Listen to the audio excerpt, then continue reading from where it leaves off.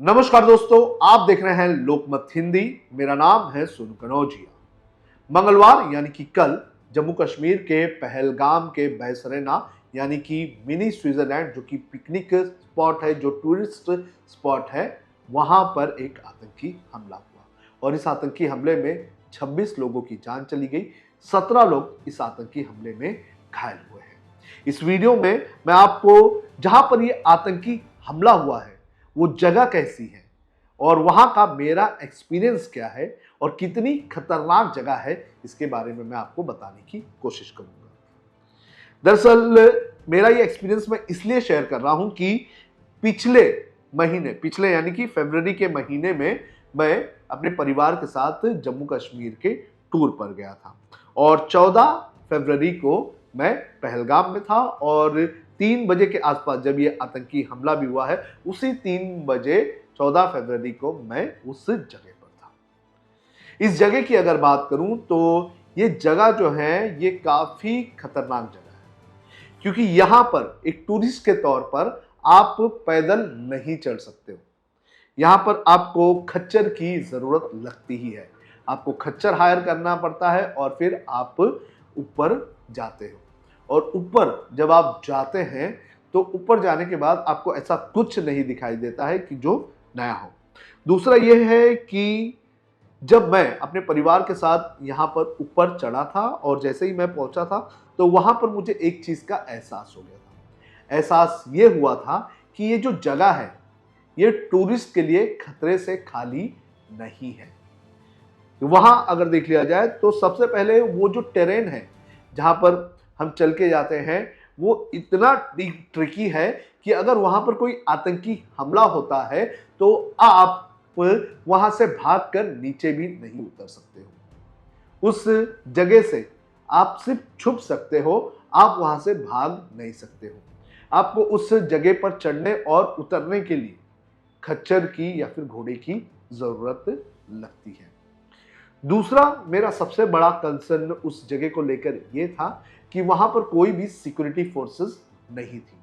वहां पर जो साइड में जहां पर वो आपने चेयर्स देखी रहेगी विजुअल्स में, वहां पर छोटे छोटे हट बनाकर वहां पर कश्मीरियों के, पहलगाम के लोगों के होटल्स हैं और वहां पर वो अपने मनमाने दामों से पैसा वसूलते हैं।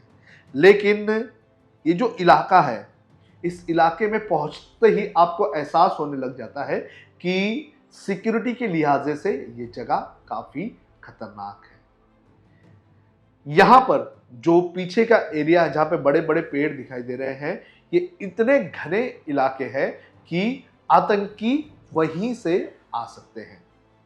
और ये जो हमला हुआ है, ये हमला भी ये बता रहा है कि जो यहां पर सटा हुआ जो पीओके का एरिया है वहां से ये आतंकी आए हुए होंगे। दूसरी सबसे बड़ी बात यह है कि वहां पर जो ऊपर जो टूरिस्ट प्लेस है जहां पर हर दिन लगभग 500 से 1000 जो टूरिस्ट आते हैं, उन टूरिस्ट की सिक्योरिटी के लिए कुछ भी नहीं है। गेट पर आप एंट्री करते हैं, आपको सिर्फ एक टिकट काटने वाले के अलावा कोई भी जो फोर्सेस हैं यानी कि जो सिक्योरिटी है वो नहीं दिखाई देती है। इसके अलावा तो इतना बड़ा मैदान है, उस मैदान में आपको एक भी जो सिक्योरिटी पर्सन है वो नहीं दिखाई देगा।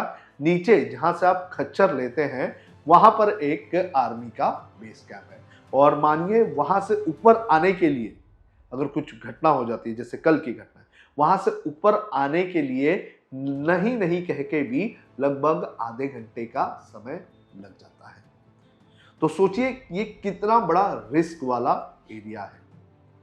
मेरा जो एक्सपीरियंस है, मैं यहां पर पहुंचते ही, जैसे ही मैं पहुंचा था वैसे ही मुझे ये लगा था कि यहां से उतर जाना ही और यहां से निकल जाना ही सबसे अच्छा सॉल्यूशन होगा, क्योंकि सिक्योरिटी के नाम पे कुछ भी नहीं था।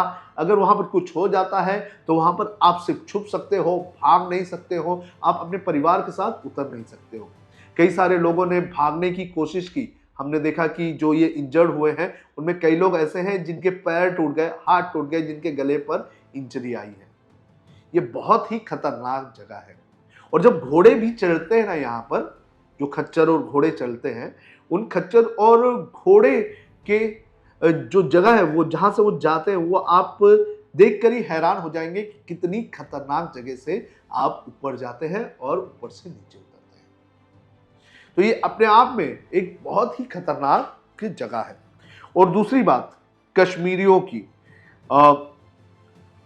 मैं किसी को एक तरह से किसी को बदनाम नहीं करना चाहता हूँ, किसी को के बारे में गलत भी नहीं कहना चाहता हूँ। मेरे कुछ दोस्त भी कश्मीरी हैं, काफ़ी अच्छे हैं वो मेरे दोस्त।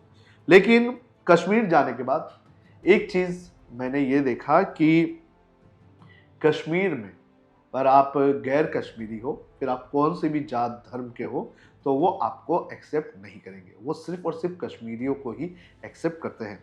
होटल्स हो या फिर कोई और टूरिस्ट प्लेस हो, तो वो सिर्फ और सिर्फ आपके जो पैसे होते हैं उनसे ही उनका मतलब होता है। आप उनके गेस्ट हो, बस यही वो देखते हैं। एक हिंदुस्तानी के तौर पर आपको एक्सेप्ट नहीं करते हैं।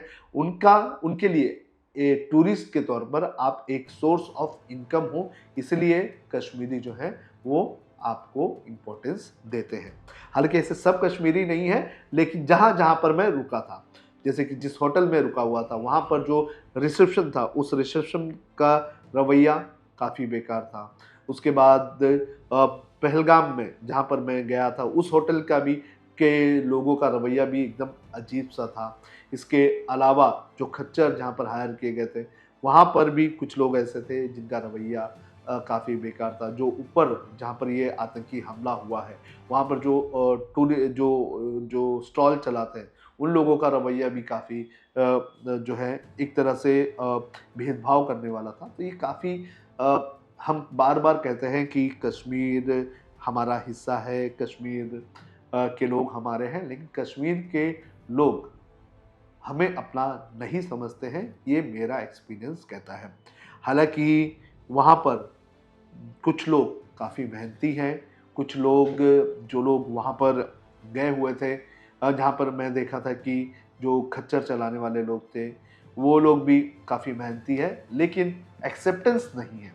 आपको कश्मीरी नहीं है तो आपको वो एक्सेप्ट नहीं करेंगे। एक और एग्जांपल मैं देना चाहूँगा। एग्जांपल ये है कि जिस होटल में, श्रीनगर में जिस होटल में मैं रुका हुआ था, उसके सामने एक सैलून था। मैं पहले दिन उतरा और मैं होटल में हमने चेक इन किया। चेक इन करने के बाद मैंने कहा कि मैं अपनी शेविंग करवा के आता हूँ। सामने ही था, तो मैं अपनी 4 साल की बेटी को लेकर मैं गया। तो वहाँ पर जो सैलून चला रहा था लड़का, वो मुझे कश्मीरी नहीं लगा। तो मैंने उससे खुलकर भी बात की। तो उसने मुझे बताया कि वो खुद मुसलमान है और उत्तर प्रदेश का रहने वाला है, उत्तर प्रदेश लखनऊ के आसपास का रहने वाला है। और उसने मुझे बताया कि जब वो 2022 में जब यहाँ पर आया हुआ था तो उसके साथ भी बड़े पैमाने पर भेदभाव किया गया था। उसके साथ भी जो है उसको वहाँ पर दुकानों में काम करने नहीं दिया जा रहा था, उसको उसका सैलून चलाने नहीं दिया जा रहा था, उसको रेंट पर सैलून नहीं लेने दिया जा रहा था। तो हिंदू हो या मुसलमान, उन सबके साथ, जो गैर कश्मीरी है उन सबके साथ कश्मीर में भेदभाव होता है। और कश्मीर के बड़े पैमाने पर लोग और ख़ास तौर पर श्रीनगर में रहने वाले लोग ये करते हैं। ये मेरा पर्सनल एक्सपीरियंस है।